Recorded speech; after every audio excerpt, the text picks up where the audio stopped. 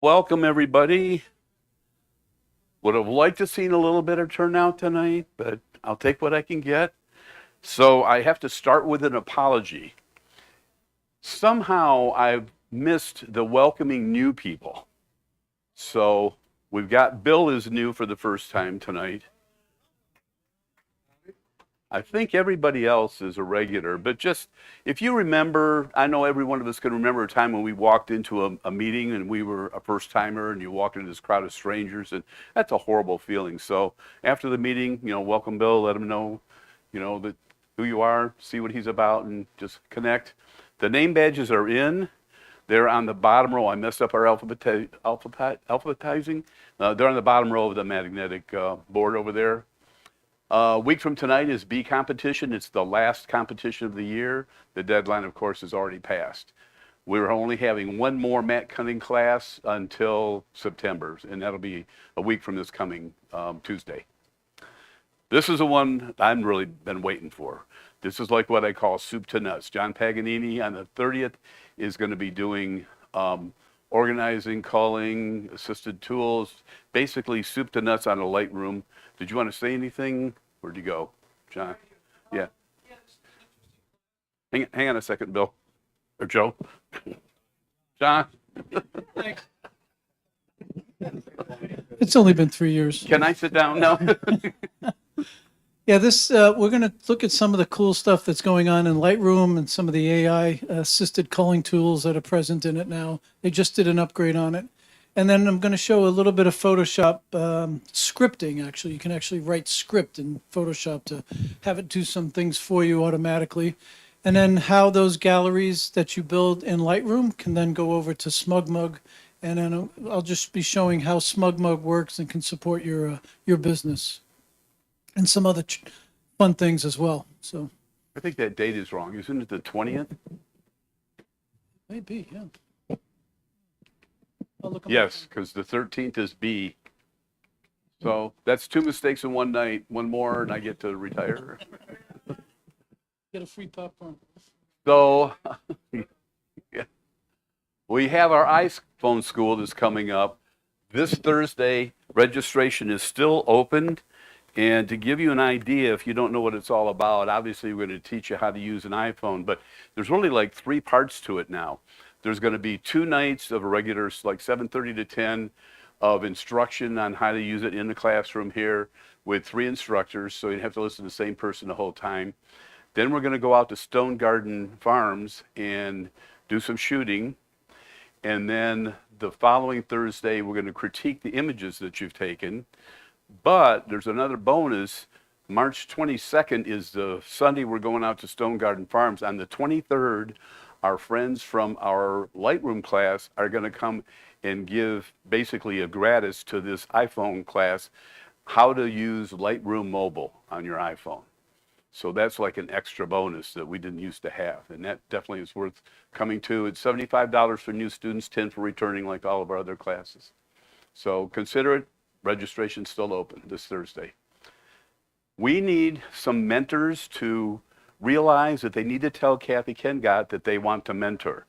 We can't do the program without mentors, obviously. And I hear a lot of people saying, gee, can I get a mentor? Or they'll present me with something like, I want to learn this or that, and I suggest a mentoring program. But in order for it to work, if you're out there listening or anybody here, please let Catherine know. You don't have to be an expert in everything if there's one particular thing that you're good at, and you don't have to be a great teacher. And you get to design your own program. Some of us do one-on-one, some of us do a group of 10 or 5 or whatever. Some people have a very limitation in how many weeks or hours. Some others, it goes on for weeks and weeks. But if you want to be a mentor, you got to let Catherine know. And we're open now for end of year submissions. In Dan's not here. So we sent an email out earlier that described, that takes you and points you to the rules on end of year. If we get any questions about anything, the biggest subject we get it on is end of year, because it's been a year for all of this. There are specific rules that you have to follow. We're very stringent on it. Those of you in the club room notice the boxes are already out there for print. And I believe tonight at 9, I know our shutter score is set up. I think it goes live at 9. It goes from tonight until March 27th, and that is a drop dead time. There are no exceptions. We tape the boxes up for prints, and Randy shuts his shutter score down. So if you don't get in by March 27th, you're not in. But please review the rules. They're on our website. Go to competitions. There's an end of year tab there. So any questions in here about that? But you really need to look at the rules. There are specifics. And it's prize time. All right. Some people are going, all right. So I know I have one guy. I'm going to pick on you, Bill. I always have trouble picking people. Come on up. This is my bribery to try to get people into the club room. Who has not gotten a prize yet? You can just stand over there. Come on up, Catherine. Oh, come on. I got three victims here, or people. Okay. I always let ladies go first. So you got to pick a box. Sorry, this box has kind of been through the. Oh, you picked the box. So look at what's in it. Absolutely nothing, because this wouldn't fit in it. This is a laptop bag. It's like brand new. It's got the shoulder strap in it and the whole 9 yards. Excellent. Thank You got the big one. There's always a big prize. It's laptop is next week. No, I'm just kidding. So, Bill, you want to take a pick? I'm warning you, she got the big prize, and there's always like a well. Okay, this one. So this is a really nice frame. It's just a 4x6 frame, but it is whoop, it's really it's almost broken. Oh my goodness. This is not my night. Okay. Make sure those little things are swung over. But that's a really cool frame. There you go. Thank you. And Mr. David. No, that was the one. This is a Black Rapid strap. And it's actually got a little magnetic pouch here for film or for cards. You ever use one? It's like an over the shoulder. Those are cool. You're very welcome. Enjoy. I'm not signing a model release for any of those pictures you're taking.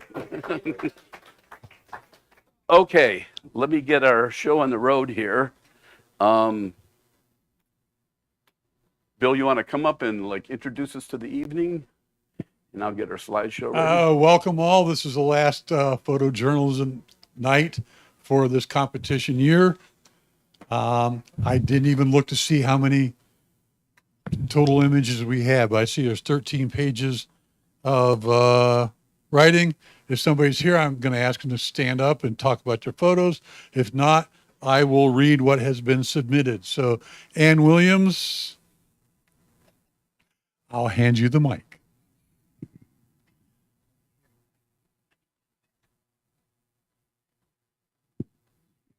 Oh, I thought you were going to stay back. No, Okay. no, I have to have the audience. Hi. This is an experiment. Oh, is it turned on? Oh, yes, it is now. Okay. This is an experiment. I was decluttering and I found my 35 millimeter negatives from 1974. And I said, gee, I wonder what would happen if I had those digitized. And I did. There's a place in Brecksville where the guy did them. Now this is scalloping on Cape Cod. Now on Cape Cod, it's scallops. Here, it's scallops. So just so you know, it's the same thing.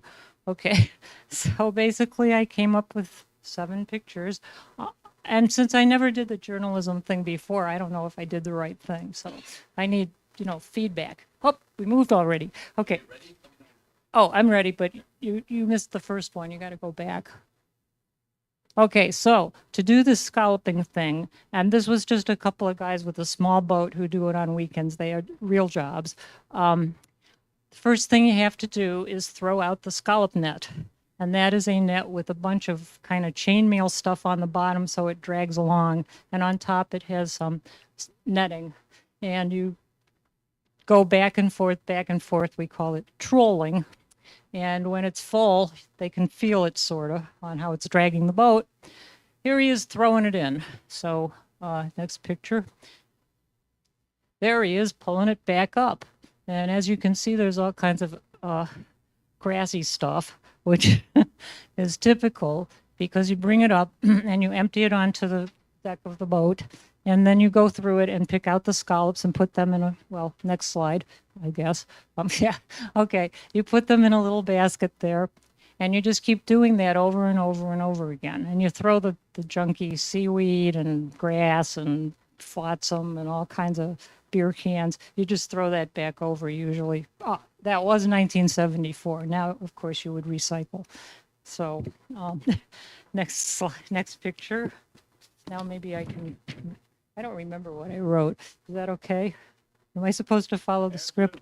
Okay, great. Okay, so once you're done getting as many baskets of scallops as you can, and I might tell you that this is normally done in the fall because you don't want to do it in the hot weather because the scallops don't like that. They get kind of bad.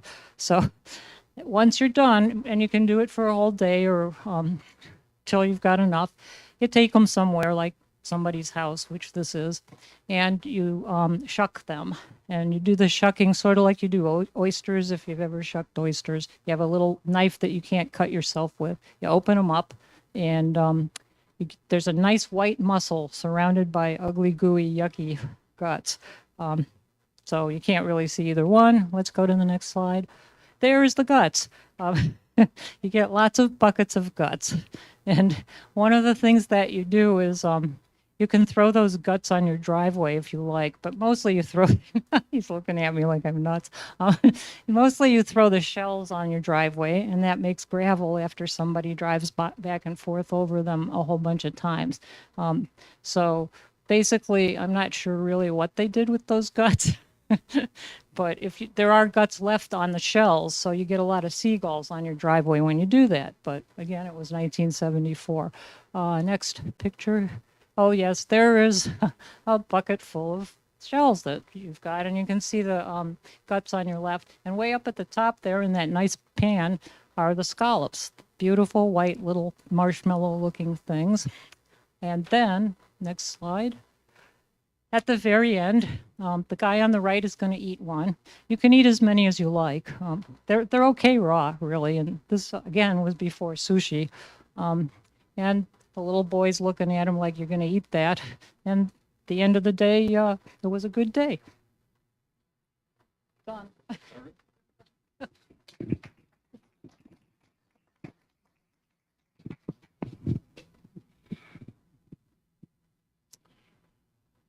Okay, this is my first photo. I call it Flying Ice. And this smiling lady is Allie Hill, who is a former chef and part-time ice carver. She was working on an owl, carving it to Medina Ice Festival, which was about 10 days ago. And I call this carving fish. Freddie Grosser, you can barely make out the man with the beard, is showered in ice as he carves a fish during the recent Medina Ice Festival. Held in Medina, the festival is managed by Elegant Ice Creations. Once carved, ice carvings are briefly heated with a torch to melt the surface and give the smooth, transparent finish. That's why I did a left and right on this one. You can see the fish being carved on the right, the finished product on the left. They do that with a huge torch. This is the snake charmer.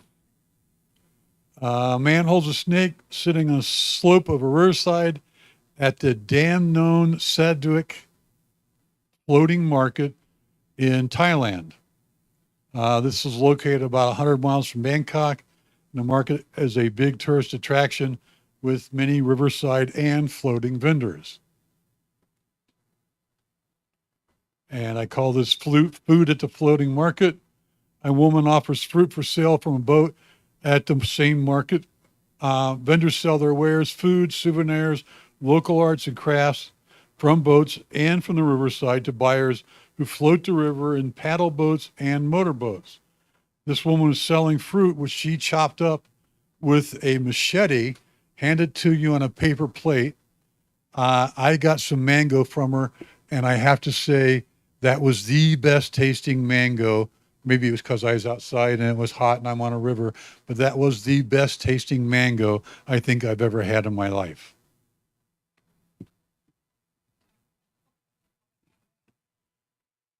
I call this one spewing lies.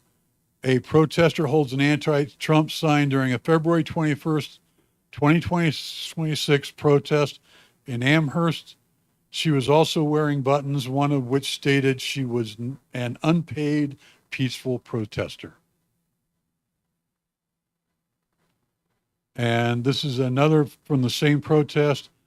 A man holds a sign at an anti-Trump rally in Amherst a few days ago stating, "Be pretty good." This sign is in reference to two protesters shot and killed in Minnesota by government agents. More than 70 people turned out for this particular protest, with many people in passing vehicles blowing their horns in support. Bonnie here.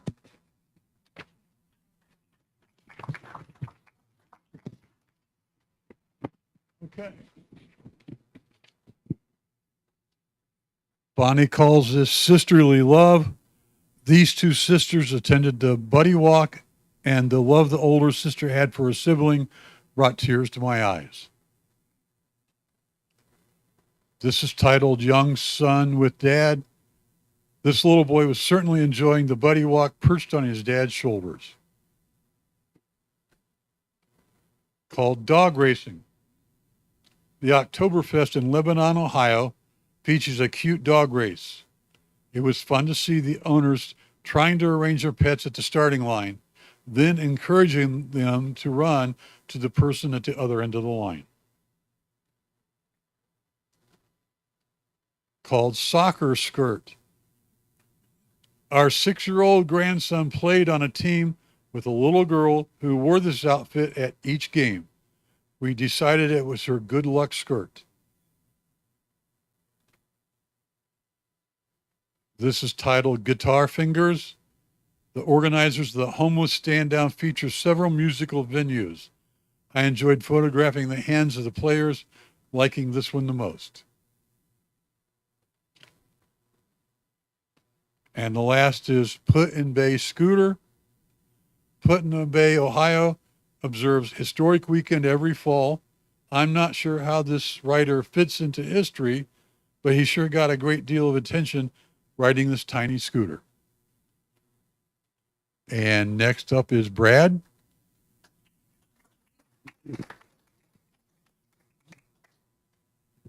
Sure, why not? Okay. All right. This one was actually the first photograph I ever had published. And I came across this by accident. You get it? Get it? Okay. Very good. No, it's true. I was out that day actually doing a volleyball game, and on my way home, I got stuck in traffic, and I had wondered why. So I got out of my car, and this is what we saw. So the backstory was that, unfortunately, this bus had gone to a wreck. If I can't recall, I believe it hit a semi. No one was badly hurt, but this actually ran in the paper the next morning, ahead of the game I was going to shoot that day. So you just never know what it's going to go through that day. This was for the Sun newspapers, I believe, in 2005. This was Padua Franciscan High School. They lost at the state baseball game to another team. This was the losing pitcher watching the winners get their medal on the mound post game. This was last month. I shoot a lot with Pixel Connection. They have a lot of sports stuff you can go through with them. So you pay a small fee, you get to go on the court and shoot these games. So this was at Case. This was a women's basketball game. I kind of liked the shot because of the hair. Thought that turned out quite well. It's not exactly peak, sports, but it does kind of show a bit of a story with the hair going to fly around there. And I think this is my last one. This is from that same game, but the men played that day as well. Kind of like the shot with the three hands. You can't really tell who that third hand in the bottom is for, but I kind of like the shot. Two hands going for the ball, and then a third. We don't know where that's coming from. So I thought that was kind of a cool shot. I think that's all I got. All right.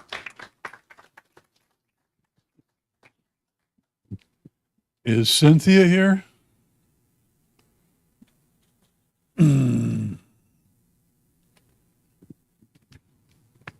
Okay. Cynthia calls this the hunt. I found myself on the shore of the mostly frozen Mississippi River in late January at 6 degrees below. The only running water was near a roller dam, so numerous eagles sat in the trees, taking turns fishing, eating, teaching, and robbing. This juvenile is on the hunt for dinner. Titled The Catch. A successful catch, and now the eagle will either eat the fish on the fly if it is small enough, or take it back to the tree if it is too large.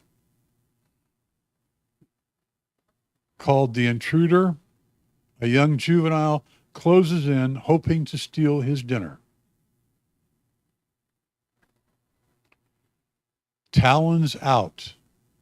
The younger juvenile is poised to take the fish as the first eagle looks back alarmed. This is called Fumble. Neither the fishing eagle nor the robber managed to hold on to dinner.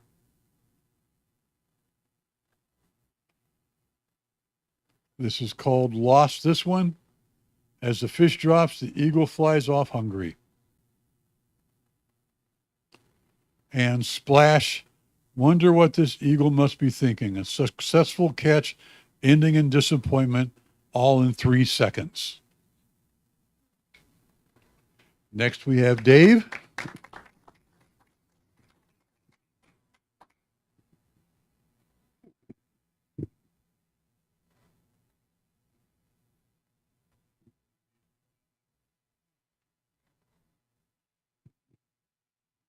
So a couple years ago at Photojournalism, somebody did photos from a tattoo convention. Is that person in the room now? No. It might have been Joe Smith, who has since moved to California. Okay, so this was Brad 2 weeks ago?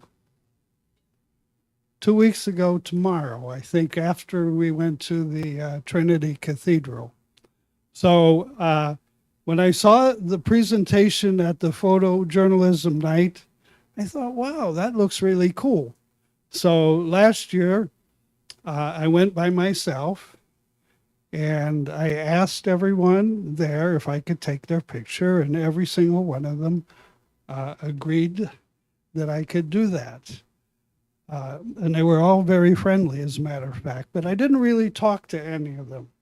So this year, Brad went with me, and anybody else in the room now?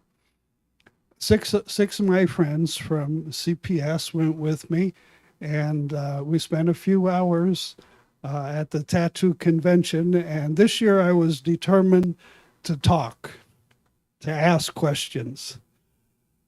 The question I really wanted to ask was, why did you get a tattoo in the first place? But I didn't do that. And instead I asked why they got the particular tattoo that they got, and how they chose the tattoo artist. So this was one of the first ladies that I talked to. She was waiting while the tattoo artist was designing her tattoo. And I asked her how she picked the artist, and she said the artists have a table in front of their little space and has a bunch of photographs or pictures on it that shows the work that they have done in the past. So she said that she liked what she saw, that this artist had already done. And that's how she picked the artist. So then I asked her about this particular tattoo. And she said, I love Mike Myers from the Halloween movies. Well, I didn't know the Halloween movies or Mike Myers, so I went home and looked it up. And I thought it was Mike Myers, the actor and comedian. But it wasn't. It was Mike Myers, the character, who was cold-blooded murder and the embodiment of evil. Why do you want that on your body for the rest of your life? I have no idea. I should have asked her. Okay, Chris? Okay, this was a young woman, maybe mid-20s. Told me she'd been getting tattoos since she was 17 years old. So I asked her how she picked her artist, her tattoo artist that was doing the work. It's her dad. Next. So this man was getting a blue devil tattooed on his leg. So I thought, why do you want a devil on your tattoo? So I asked him, and he said, well, I was deciding between a devil and a Cupid. He said, maybe I'll get Cupid next time. So I asked him, okay, why a blue devil? He told me that in comic strips and on a TV show called The Supernaturals, the blue devil is actually a superhero and will protect you from the devil himself, and will act as a superhero to care for people. So that's the blue devil that he's getting tattooed.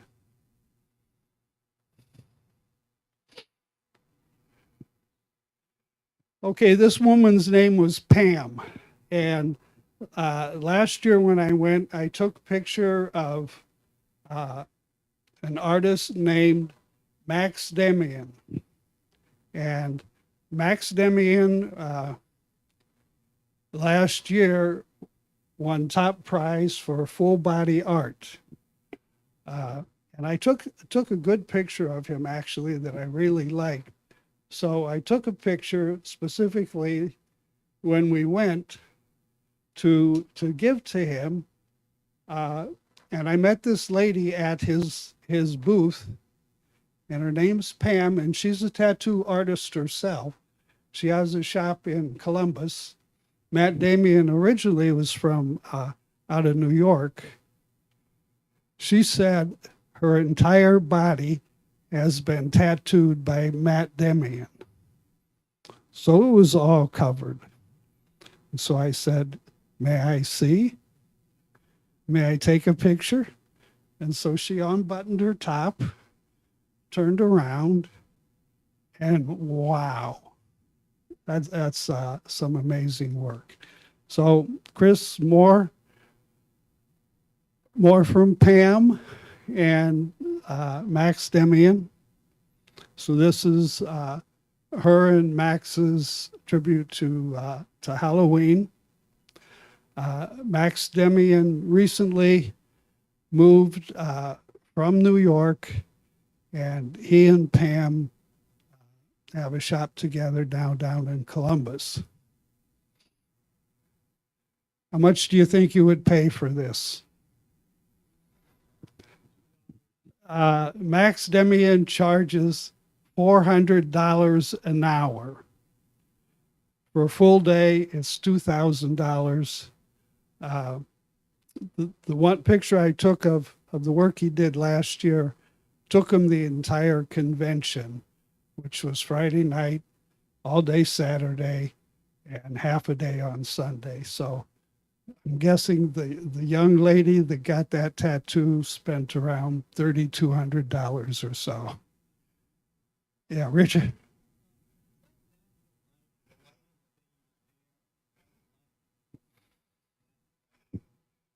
It wasn't lit like that. Come on, Richard, it's Photoshop.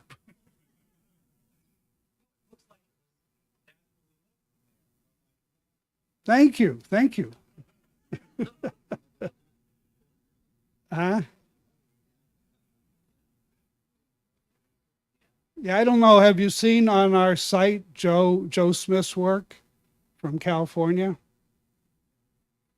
Amazing.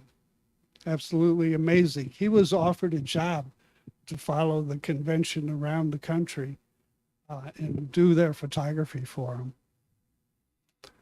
Okay, one more, two more. So this is actually Max's hand as he's tattooing the young lady that he had there this year. He did a bunch of different tattoos this year, and he walked out of Cleveland with 5 different awards for the work he did over the weekend. And one more. Okay, I showed this one to my family yesterday. I share a picture every day with my kids and grandkids, and my sister said it grossed me out. She didn't want to see it.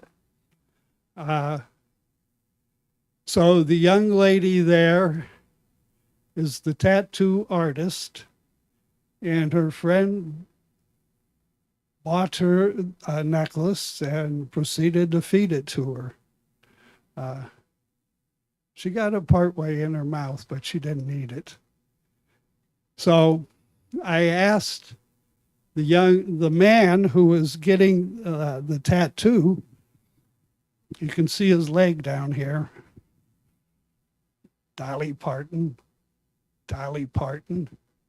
And so I said, why Dolly Parton? And he said, Dolly Parton was my grandfather's favorite performer. And he says his next 2 tattoos are going to be Elvis Presley, who was his grandmother's favorite performer, and Johnny Cash, who is his favorite performer. So then I asked him how he chose the tattoo artist. Oh, she's the mother of my children. So thank you for letting me share those stories with you.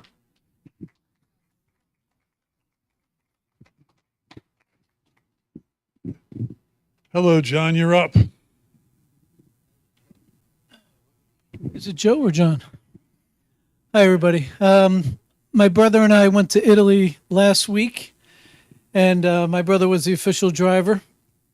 And we decided we were in Florence, and we decided to go through Tuscany to get to Rimini on the other side by the water.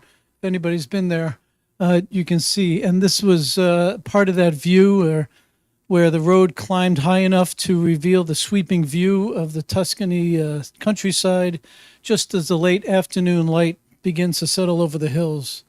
So you can see some patches of sun there drifting across the forest, briefly illuminating the valleys. And it was really a fun drive. What happened was the sun did set, and we were still about halfway between, and the road got very windy and dark and twisty and turny, and the fog hit. So thank goodness my brother's an excellent driver, and we got out safely, and it was a beautiful drive. Next. So this is in Florence. This is something called Il Porcellino, and this is a crowded street, of course, in Florence, a lot of tourists there. But a visitor reaches out to touch the nose of the famous bronze wild boar known as Il Porcellino. Tradition holds that rubbing the boar's nose and placing a coin in its mouth for it to fall into the grate below will bring good luck and ensure a return trip to the city. That's the tradition. So that's right in the heart of Florence there. Next one is we stopped in Parma. And of course, being Italian, we had to get some of the Parmesan cheese and some prosciutto. And this was just on the store shelf there and just in a shop. We used a lot of AI along the way to tell us where to go and where to stop. And this was the store it recommended, a specialty stop there. So all the Parmesan Reggiano is lining the shelves, each one labels by its aging time and its origin. And the cheese, which is produced in this region for centuries, is one of Italy's most celebrated culinary traditions, known for its rich flavor and strict production standards. So this was our stop in Parma. Next, this is a town called Borghetto, which is close to Verona. And this small village is the remains of an ancient fortress which rises beside the quiet flow of the river Mincio. The weathered brick walls and the stone arches reflect centuries of history that once guarded this strategic crossing in northern Italy. And here we actually met with some of my second cousins, which I had never met before. So it was a meaningful place. Next, this was in the museum called Uffizi in Florence, and this is called the Duke and Duchess of Urbino. And this is a famous Renaissance portrait pair. It was painted around 1465, and the profiles depict Federico and his wife Battista, and they're shown facing each other against a distant landscape that reflects the artistic ideals of balance and perspective during the early Renaissance. We saw a lot of unbelievable pictures there, including Michelangelo and some other greats like the Statue of David. So it was quite amazing, actually. Okay, so this is the town my dad's family was from. It's a city called Monsimbano, and my brother and I are also bike riders. So when we were there, there was a whole bunch of bike riders just riding through the city. I guess it was part of their tour of the northern Italy area down these narrow streets in a small Italian town. And you can see the pastel colors and all that. And actually, to the right of that is my dad's grandfather's bakery. And then also down the street was a tobacco store from his relatives as well, and they still actually own that tobacco store. So we met with them too, and it was quite a great family affair, connecting with relatives that I didn't even know I had. And this last picture, we had pulled into a rest stop, and I took this picture with my cell phone through the window of the car, and felt a little bit sneaky doing it, but it just seems so interesting to see nuns and a priest working on a car like that. And they were very confident, and they were moving around like they actually had a mission. So it was kind of fun to watch them, and that was just an interesting time with all their robes and habits. And that's it. It was in between. It was right at the end of Tuscany and on the way to Rimini, but I don't remember the town. My brother, who is watching this now on YouTube at my house, probably knows the name, but I don't remember the name. But somewhere on the freeway there. Yeah. Thanks. Is Karen with us tonight?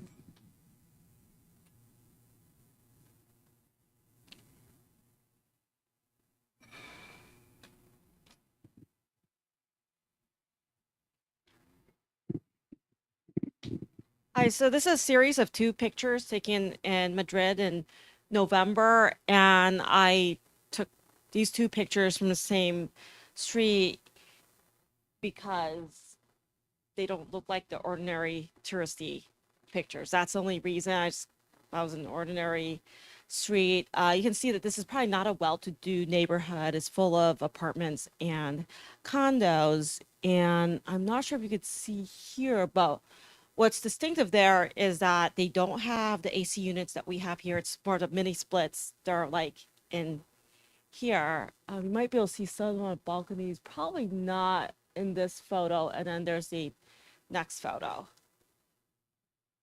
And so this is on the same street, a different block, taking a different direction. So I was facing the south. The previous picture, I was facing north. So in this photo, on the right side, you see there's a trees and brick wall. That's actually a nursing home. So it was actually, if I read the review, sound like a fairly ordinary nursing home, but it actually looked really nice on the outside. It got brick walls, a decent amount city-wise of land surrounding the building, and then the building actually looked pretty nice. You wouldn't be able to tell it's a nursing home, but fortunately I didn't show the building in the photo. And then you can see in the distance further down the road, those are apartments or condos. And in most areas of Madrid, most people are living in these large multi-unit buildings, but there are areas with single family houses. My understanding is fairly expensive. Thank you. Is Lana here? Okay. This is called Air Show Cleveland, Ohio. An old plane flying over the flat sign in Cleveland. Titled Cedar Point. An amazing sunset on Halloween weekends at Cedar Point. It says Cleveland, Ohio. Cleveland downtown. Cleveland's only floating tiki bar.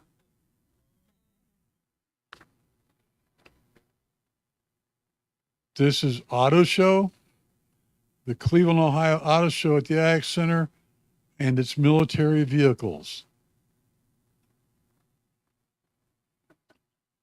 This is titled Cleveland Gaming Classic, Ohio's largest weekend of everything gaming. This is the Headlands Beach Festival, Headlands Beach, Mentor, Ohio, the Beach Summer Festival.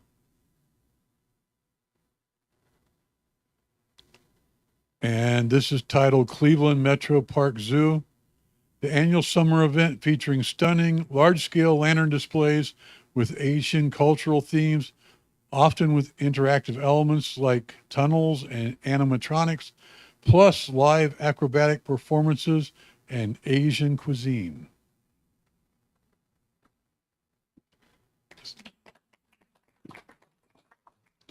Is Leslie here?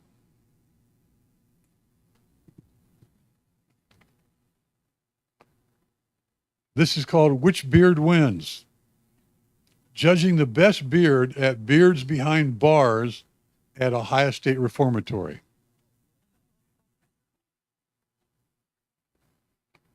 This is this is called Guess Not, looking for customers on the strip.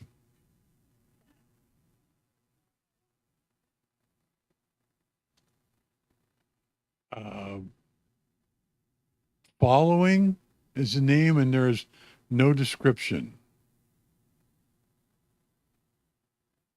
Is Maria here?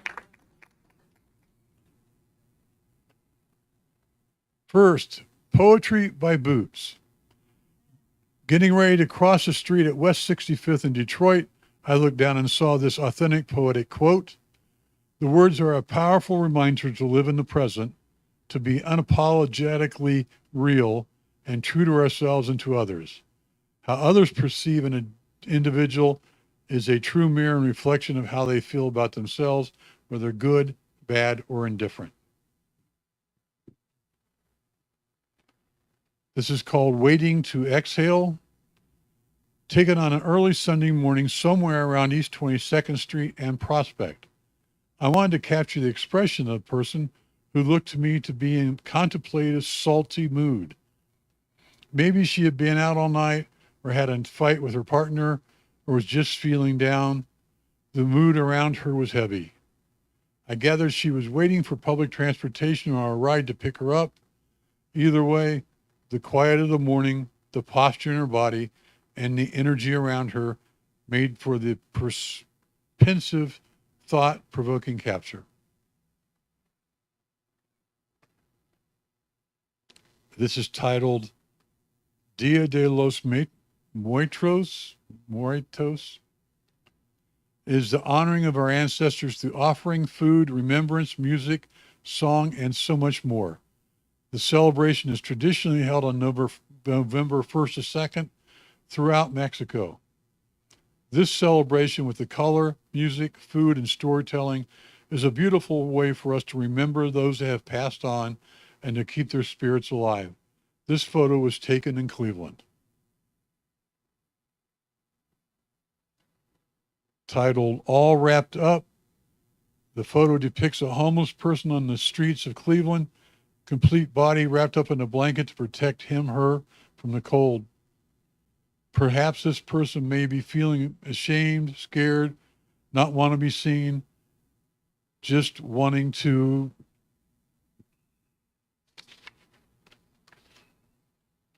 one second.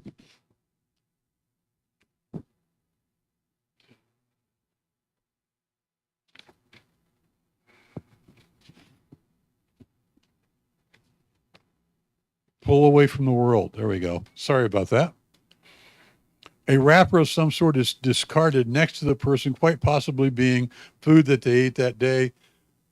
My prayer as I passed was that they found shelter and food, someone to talk with, and are protected from the storms of life. This is called Viva Mexico, a vibrant entry at the Dia de los Muertos parade in Cleveland this past year. Beautiful and traditional representation of the Mexican culture by a dress, face painting, music, and dance. A man is dressed in traditional Mayan or Aztec clothing as a warrior, and the makeup acts as a tribute to ancestors and loved ones, essentially allowing the wearer to embody the spirit of those who have passed. This is called No Kings. A political protest, No Kings, that was held last year in Cleveland.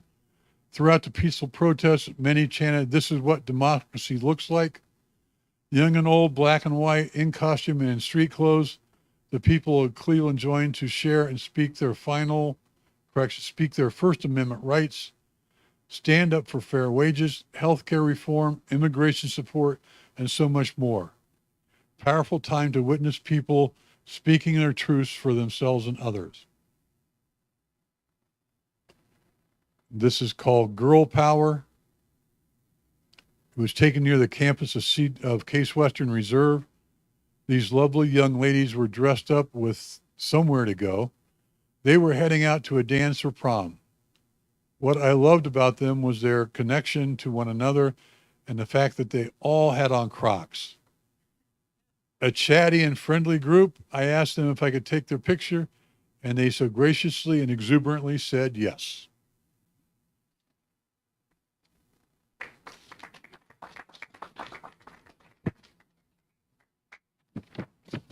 Is Stephen here? Okay. This is titled Greyhound. The Greyhound station 1 week before it closed. It used to be a preferred way of travel. Greyhound bus, probably a bus from the 1980s or so. This is called Old Greyhound. This bus was probably from the 1950s. I like the reflection off of the right window. Titled Irony. Found it ironic that a government vehicle choice would be a Hyundai and not a See the USA and a Chevrolet or Ford. A twist on words. The creativity to change the words from "they are eating the cats" and "they are eating the dogs" to what you see displayed. This was a protest at Public Square right after the killing of Preddy. Soldiers and sailors. Our forefathers in the background witnessing the protest of ICE in Minneapolis. It was a peaceful protest on a very cold day. Wally, you are up. Last but certainly not least. Okay, I thought I would just pick some sport pictures to show, since it's PJ. This I don't remember his name. It's probably all there. I just liked how his back legs just disappeared and looks like Superman. I can't read without my glasses. What do we need to do? Dante Reeve, thank you. And the place where I shot was extremely dark. I think it was about 10,000 ISO, f2.8, maybe 6/40th of a second or something. It was really like a cave. And it had these white walls, so wherever you look, it's like all blown out. But anyway, this is Simone Biles. I shot her in Columbus, and I saw a flag, and I thought I would try and line up, all the action. So I found a spot and chose my background, and then just shot them as they came through. And this is in Libya, Benghazi, and that was before Gaddafi fell, and they had a protest in one square where the people were mourning the people that have fallen and so on. And this lady, that's her son, and I'm not sure if it's her daughter or his son's daughter, but that's their story. Whoopa, they're shooting. And this is at that same event with the flag, and I lined up so I could get the uneven bars with a flag. No Photoshop. Here's another one where it was really dark, but unfortunately the angle that I wanted was against a bright billboard. So yeah, you get what you get. Again, the flag, and I chose to get low down and basically shoot this person against the flag. Riley McCusker, she was on the national team bubble, and she was warming up here. I think that's it.